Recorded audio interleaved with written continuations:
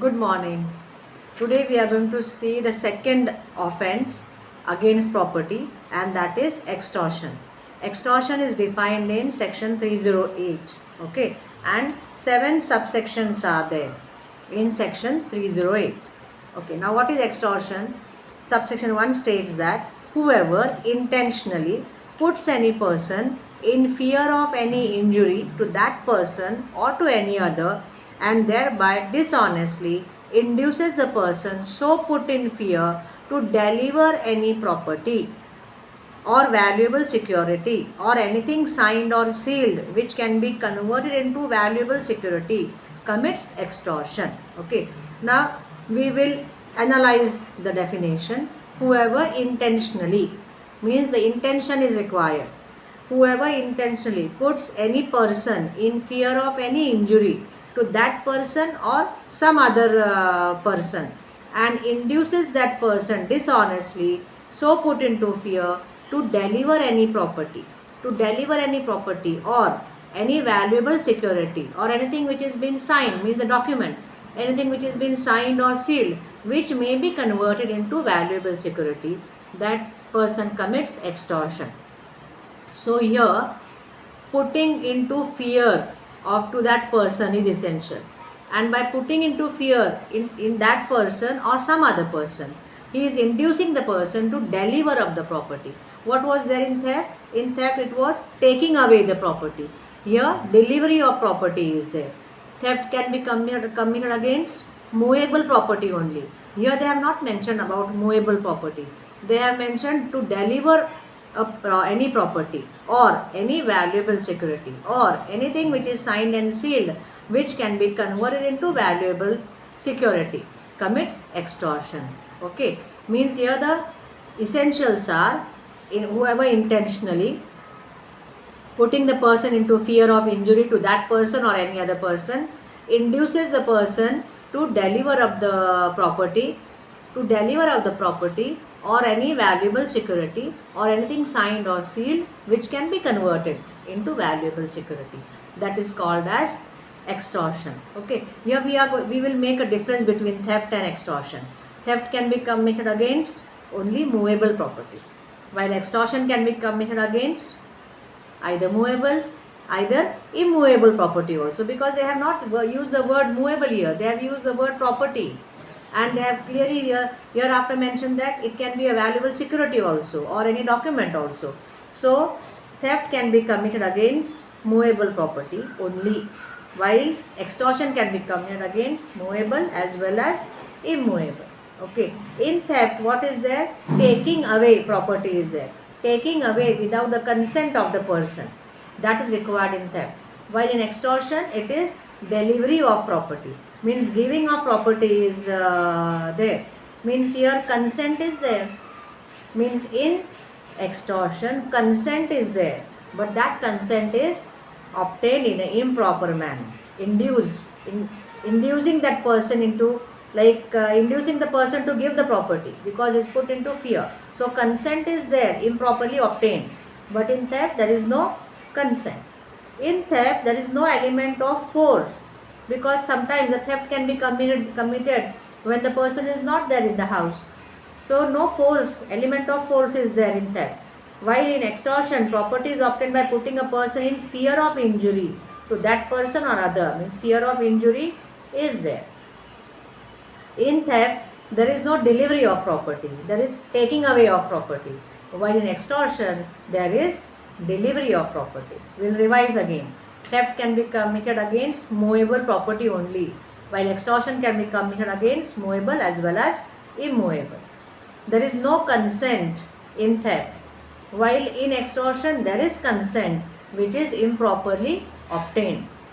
In theft there is a taking away of the property, while in extortion there is delivery of property.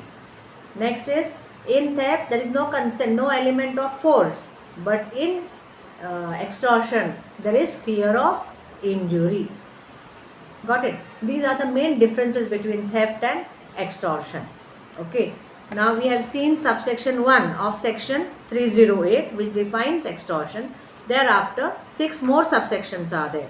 Second subsection states, whoever commits extortion shall be punished with imprisonment. Punishment has been provided. Imprisonment extend to 7 years or fine or both. Subsection 3 states, whoever in order to committing of extortion. So what is the difference here? In order to commit extortion means extortion is not there. Committing extortion means the extortion is fully committed here. Commission of offense has taken place. But here what the words are used? Whoever in order to committing of extortion means yet extortion has not taken place. But in order to commit extortion, puts any person in fear or attempts to put the person into fear of any injury shall be punished with imprisonment extend to 2 years or fine or both. Got the difference? Above subsection states that whoever commits extortion. In subsection 2 states whoever commits extortion, while subsection 3 is telling whoever in order to commit extortion puts the person into fear. Means extortion is not completed here. Here putting of fear is being done, but extortion has not taken place. Means the property is not being delivered, isn't it? Then the punishment comes under subsection 3. Okay. Now subsection 4. Whoever in order to the committing of extortion puts or attempts to put any person in fear of death or grievous hurt to that person or to any other shall be punished with imprisonment extend to 7 years and fine. In order to committing of extortion means when a person is put into fear of injury. And what is that fear of injury? Just not fear of injury. The injury is grievous hurt. The fear is relating to grievous hurt or death or to that person or to some other person. And in order to committing of extortion means here also extortion has not taken place. You can see that one subsection is incomplete while the other subsection is what? Completed. Means subsection 4 is clearly stating whoever in order to the committing of extortion puts or attempts to put a person into fear of injury, of death or grievous hurt to that person or to any other person, then the punishment is imprisonment extend to 7 years and fine. Okay, now subsection 5 tells about completed offense. Means subsection 4 deals with incomplete extortion, while subsection 5 deals with complete extortion. Means whoever commits extortion by putting any person in fear of death or grievous hurt to that person or any other, punishment is extend to 10 years, imprisonment extend to 10 years and fine. So you can make a clear difference here. Subsection 4 deals with in order to committing extortion and subsection 5 deals with committing of extortion, and therefore there is a difference of punishment also. In order to commit extortion, if a person is put into fear of death and all, then the punishment is imprisonment extend to 7 years. But if the same thing is being committed, means extortion is complete, then the punishment is imprisonment extend to 10 years. Means in the subsection 4 it is 7 years, while in subsection 5 it is 10 years. Okay, got it. Now subsection 6. Whoever in order to committing of extortion puts or attempts to put any person in fear of accusation against that person or any other of having committed or attempted to commit an offense punishable with death or life imprisonment or imprisonment extend to 10 years, then he will be punished by imprisonment extend to 10 years and fine. Okay, now we will make a difference between subsection 6 also and in 7 also. Subsection 6 is telling about whoever in order to committing of extortion. He is putting into fear, and what the fear is? The fear is relating to accusation. Means I am accusing you that you better give me the property, or I will accuse you for an offense which is punishable by death, life or 10 years and all. Means I put fear to you to give the property. Means extortion is there and the fear is not of injury. The fear is of accusation. I will charge you by some murder. I'm having all evidence and all. I show you the evidence and I'm telling you that I will charge you for this accusation. You better give me the property. Then subsection 6 will apply.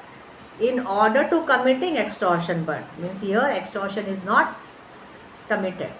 In order to commit extortion takes place and fear of accusation of offense of death, life or 10 years is there. Then the punishment is imprisonment extend to 10 years and fine. And when the offense is been or the extortion is been committed, same like 6 only, 7 is there, but the extortion is been committed.